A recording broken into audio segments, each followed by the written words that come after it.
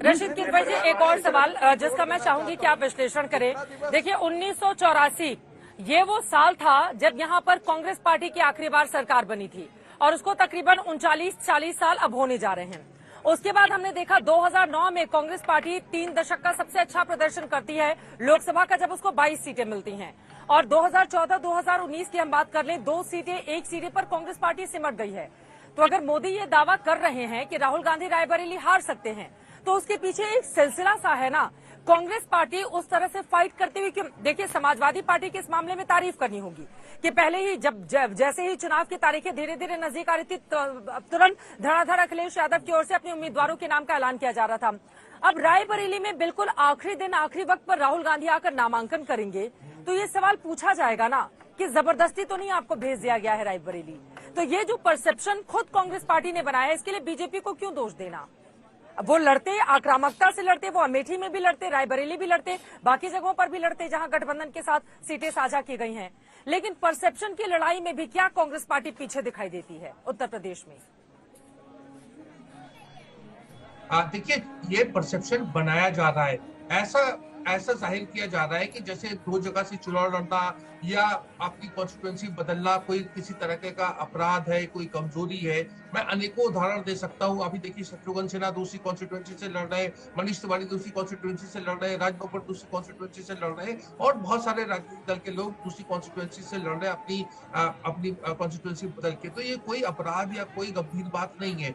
आप जितना ये समझे कि उत्तर प्रदेश में कांग्रेस और समाजवादी पार्टी का 34 सीटों में 40% से ज्यादा जनाधार है। मतलब वो एक थ्योरेटिकली कागज के ऊपर वो ये 34 सीटें जीतने की स्थिति में है। कर पाएगी या नहीं, जैसा मैं कह रहा हूँ, वो 4 जून को पता चलेगा। यदि ये 34 सीटें उसने भाजपा से छीन ली तो भाजपा के लिए दिल्ली का रास्ता बहुत मुश्किल हो जाएगा। जैसे हम जानते हैं उत्तर प्रदेश से दिल्ली का रास्ता जाता है। अब ये देखना होगा, तो इसलिए दमखम से चुनाव लड़ा जा रहा है। इसमें राहुल गांधी में उठाना, मुझे लगता है जफर इस्लाम साहब को पूरी पल की जो है उनकी पुरानी पार्टी के बारे में सब पता है कि 4 बजे निर्णय हुआ, परिवार में ये हुआ, तमाम चीजें उनको मतलब आंखों देखा हाल बता रहे हैं। वो ये क्या है? ये एक नैरेटिव चित्रा सेट किया जा रहा है जिसमें यथार्थ और तथ्य जो है वो कहीं नजर नहीं आते। चित्रा जी मैं बोलिए संगीत जी, हाथ उठा रहे थे बहुत देर से। नहीं परसेप्शन बनाने का काम किया जा रहा है, इसमें जरा भी सच्चाई नहीं है। चित्रा जी, राजीव जी का जवाब दे दो। अनुराग जी, इसके बाद आप ही के पास आऊंगी। संगीत जी बहुत देर से हाथ उठा रहे थे। देखिए चित्रा जी, कोई नैरेटिव नहीं बनाया जा रहा है। नैरेटिव जो है वो कांग्रेस पार्टी के राहुल गांधी जी ने बनाया। वो इतने डरते रहे, उनकी हिम्मत नहीं हुई कि अमेठी में जाकर के चुनाव का पर्चा भर सकें। बड़ी मान मनोबल के बाद कांग्रेस की वर्किंग कमेटी होती है। अरे कौन नहीं जानता है कि कांग्रेस की वर्किंग कमेटी करने की हैसियत क्या है। राहुल गांधी और कांग्रेस पार्टी, गांधी परिवार और कांग्रेस पार्टी में कोई अंतर है क्या? क्या खड़गे जी की इतनी हैसियत और हिम्मत है कि राहुल गांधी को आदेश दे कि यहां से लड़े या न लड़े? अरे राहुल गांधी को तय करना था, वो पहला दिन से चाहते, पहला दिन से, लेकिन उनकी हैसियत नहीं थी। वो ऐसे ही है जैसे एक फेल विद्यार्थी जो है वो गांव में मुंह दिखाने से डरता है, वो गली में निकलना नहीं चाहता है ताकि उसको लोग चिढ़ाना चाहेंगे, अरे तुम तो 12वीं फेल कर गए, अरे तू तो 10वीं का बोर्ड फेल कर गया था। वैसी ही स्थिति राहुल गांधी की है और राहुल गांधी अपने फेलियर को अपनी आक्रामकता से सूचित करते हैं जनता में। वो यदि उनसे कोई सवाल कर देता है तो कहता है तुम तो बीजेपी का पत्रकार हो। बाकी वो मीडिया को कोसते हैं, बाकी वो जनता को कोसते हैं। उनको अपने आत्ममंथन की प्रक्रिया उन्होंने आज तक नहीं शुरू की है। अरे भाई, आपको चुनाव लड़ना था तो आपने क्यों नहीं कहा? जितने लोगों ने चुनाव 2 जगह से लड़ा है वो पहले ही घोषणा कर देते हैं। प्रधानमंत्री नरेंद्र मोदी ने जब चुनाव लड़ा था 2014 में, तो बड़ौदा से और काशी से दोनों की घोषणा एक बार हो गई थी। मुलायम सिंह भी लड़े, बहुत सारे पहले लोग नेता लड़ते थे, लेकिन कायरता का प्रदर्शन सिर्फ और सिर्फ राहुल गांधी ने किया है, क्योंकि राहुल गांधी की हैसियत और हिम्मत नहीं हो रही थी कि वो जाकर के रायबरेली में चुनावी पर्चा भर सके। ठीक है, अनुराग भदौरिया जी, अब थोड़ा सा और आगे बढ़ते हुए, प्रधानमंत्री ने मेरे साथ इंटरव्यू में शरद पवार ने हाल में जो बयान दिया था, उनकी ओर से कहा गया था कि छोटी छोटी पार्टियों को मर्ज कर दिया जाए कांग्रेस पार्टी में। ये उनका जो बयान है उस पर प्रधानमंत्री ने आज तंज कसा, ये कहते हुए कि दरअसल सबको पता है और शरद पवार कुछ कहते हैं, उनकी बातों को कतई हल्के में नहीं लिया जा सकता।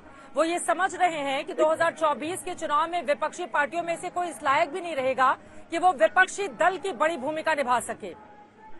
तो इस वजह से उन्होंने ये बयान दिया है। क्या इस तरह की स्थिति रहने वाली है? देखिए चित्रा जी, कमाल की बात है, भारतीय जनता पार्टी के समर्थित और आरएसएस बताने वाले अपने आप को कह रहे हैं कि परिवारवादी पार्टी कोड है। तो इसके मतलब आपने अपना दल के साथ बीजेपी ने गठबंधन किया है, कोड के साथ कर लिया क्या? या राजभर को आप कोड बता रहे हैं, या आप या निषाद पार्टी को बता रहे हैं, या शिंदे ग्रुप को बता रहे हैं, या अजीत पवार पार्टी को कोड बता रहे हैं? किसको कोड बता रहे हैं आप?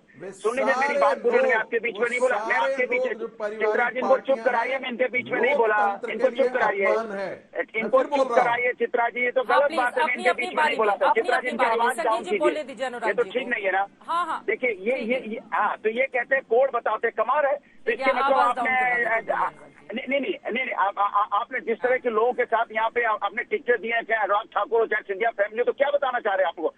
क्या उनको कोर्ट की संज्ञा देना चाहते हैं? दूसरी बात, आपको परिवारवाद से इतनी नफरत है तो हमें लगता है पारिवारिक पार्टियां नहीं है, बोलिए परिवारवाद, चुप कराइए, चुप कराइए, मैं इसके बीच में नहीं बोला था। देखिए चित्रा जी, आप इसकी आवाज डाउन कीजिए, अपनी अपनी बारी में बोलेंगे, अपनी बारी में बोलेंगे, सभी से गुजारिश है अपनी अपनी बारी में बोलेंगे।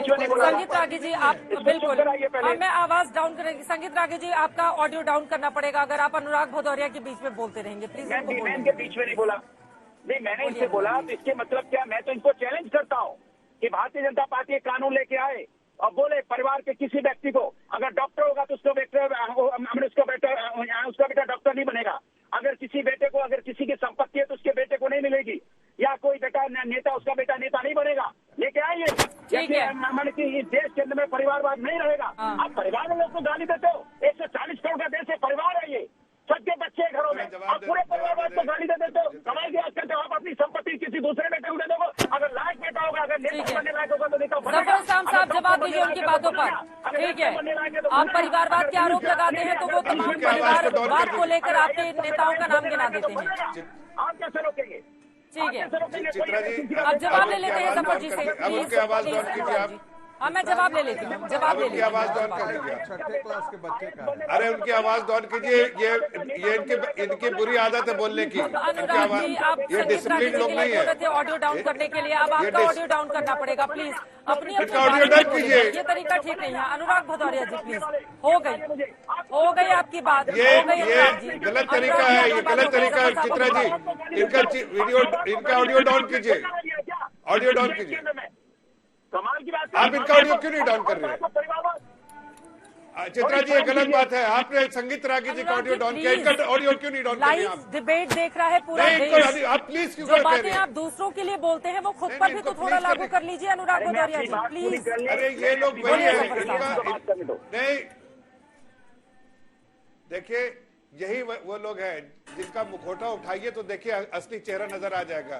जनता ने इनका मुखौटा उठा दिया है, इसलिए भौंक रहे, इतना ज्यादा चिल्ला रहे हैं। हकीकत है कि देखिए अभी ये बोल रहे थे संगीत रागी जी को कि वो बीच में ना बोले, बीच में ना बोले, लेकिन ये बार बार बीच में बोलने की कोशिश कर रहे हैं। इससे समझ में आता है कि ये लोग डिसिप्लिन लोग नहीं है। और जहां तक परिवारवाद की बात है, परिवारवाद जैसे सपा परिवार है, उस तरह के परिवारवाद के बारे में कह रहे हैं जैसे कांग्रेस परिवारवाद है। यहाँ के बताइए, कांग्रेस के अलावा कौन से गांधी परिवार या आपके यहाँ कौन सा परिवार का आदमी के अलावा बाहर जो है आपने कोई ऐसा बड़ा जो है पार्टी, उसके बिना नहीं चल सकती हो। नहीं, आप उसके बिना नहीं चल सकते। बीच में मत बोलिए, हकीकत देखिए चित्रा जी, आप फिर हम नहीं बोलने देंगे। आप इनका फीडर डाउन कीजिए, ये गलत बात है।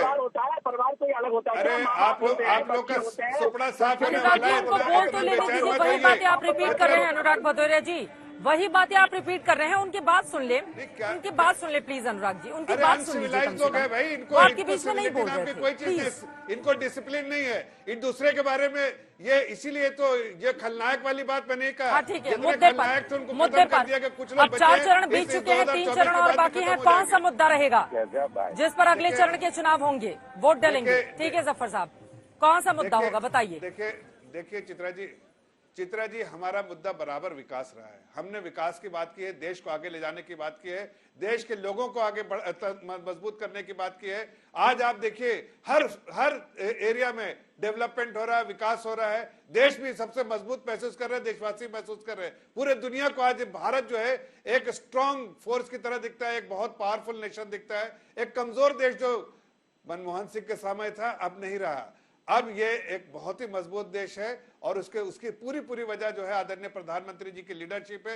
वो कभी डरते नहीं, झिझकते नहीं, देश के हित में और देशवासियों के हित में जब भी अच्छे फैसले लेने होते हैं तो लेते हैं, जिससे देश भी मजबूत होता है, देशवासी मजबूत होता है।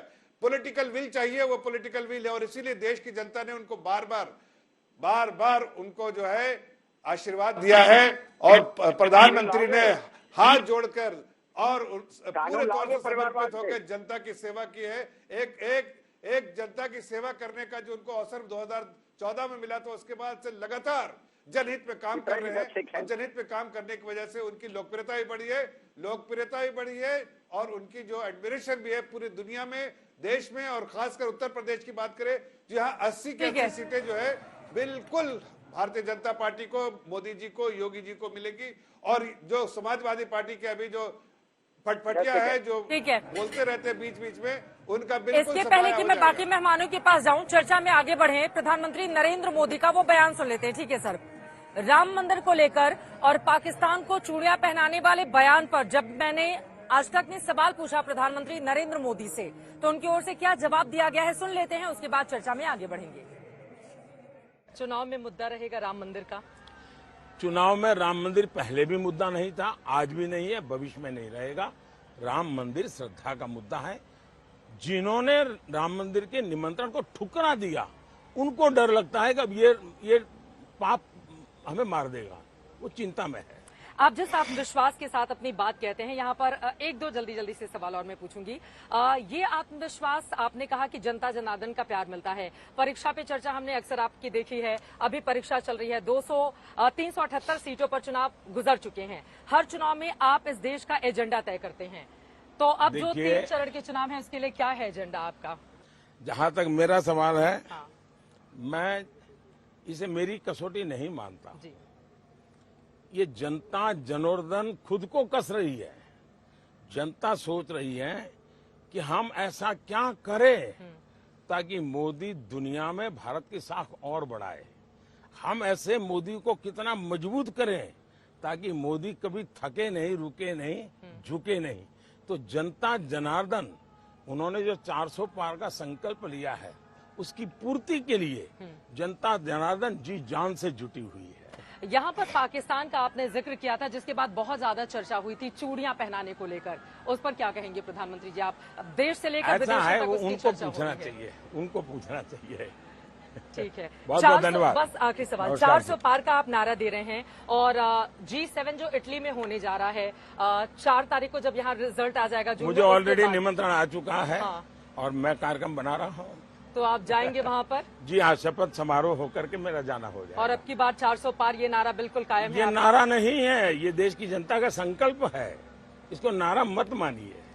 ये मेरे देश के 140 करोड़ देशवासियों का संकल्प है। चलिए, बहुत धन्यवाद, बहुत बहुत धन्यवाद आज तक से जुड़ने के लिए, हमसे बातचीत करने के लिए। तो 400 पार का नारा नहीं है, ये लोगों की जन भावना है। रशीद किदवई जी, आपके पास आते हुए, अब देखिए नरेंद्र मोदी आज सुबह उठते हैं, बिल्कुल कल देर रात तक रोड शो करने के बाद गंगा घाट पर आकर पूजा पाठ करते हैं, इंटरव्यू देते हैं, काल भैरव मंदिर जाते हैं, उसके बाद फिर नामांकन के लिए जाते हैं, फिर रुद्राक्ष कन्वेंशन सेंटर जाकर वहां पर लोगों से मुलाकात करते हैं, भाषण देते हैं, फिर उसके बाद एक के बाद एक बैक टू बैक उनके तमाम कार्यक्रम, फिर वो यहाँ से वाराणसी से दूसरे राज्य चले जाते हैं। तो ये जो उनका पैशन है या दिन रात काम करने का जो जरिया है, एक तरीके से खुद को झोंक कर रखा हुआ है, ये भी तो एक ताकत है ना, जो नरेंद्र मोदी को दूसरों से अलग और अलहदा बनाती है। और इसी वजह से मोदी के नाम को लेकर बीजेपी चल रही है, जहां पर लगता है कि विपक्षी दल पिछड़ रहे हैं इस समय। रशीद जी। जी चित्रा, देखिए ये स्वागत योग्य है। जिस तरीके से जो एनर्जी है, जो उनकी बात करने का तरीका है, नैरेटिव है, इंटरव्यूज दे रहे हैं, मीडिया से एंगेज कर रहे हैं, ये स्वागत योग्य है और मुझे लगता है विपक्ष को भी इसका अनुसरण करना चाहिए। इक्वल प्लेइंग फील्ड है। लेकिन चित्रा पूरे देश में घूम चुकी है। देखिए जो वाराणसी की जो कैफियत है वो हो सकता है पूरे देश में ना हो। इसीलिए हमारा देश बड़ा पॉलिटिकली मतलब बहुत विषमताओं का देश है, बड़ा या विविधताओं का देश है। हमारे दोनों मित्र जो आज जफर इस्लाम साहब और प्रोफेसर संगीत रागी जो थे, वो बड़े संजय दृष्टि से बात कर रहे थे, आंखों देखा हाल बयान कर रहे थे, जहां ना ये मौजूद थे, जहां फैक्चुअल बातें की। कोई वर्किंग कमेटी की मीटिंग नहीं हुई राहुल गांधी को लेके, तो तमाम चीजें कही गई। एक चुनाव का दौर है, मैं समझता हूँ इस बात को। प्रधानमंत्री का बड़ा आत्मविश्वास है, लेकिन प्रधानमंत्री जो है वो सैयद जफर इस्लाम जैसे व्यक्ति का थोड़ा सा आत्मविश्वास बढ़ाना चाहते हैं।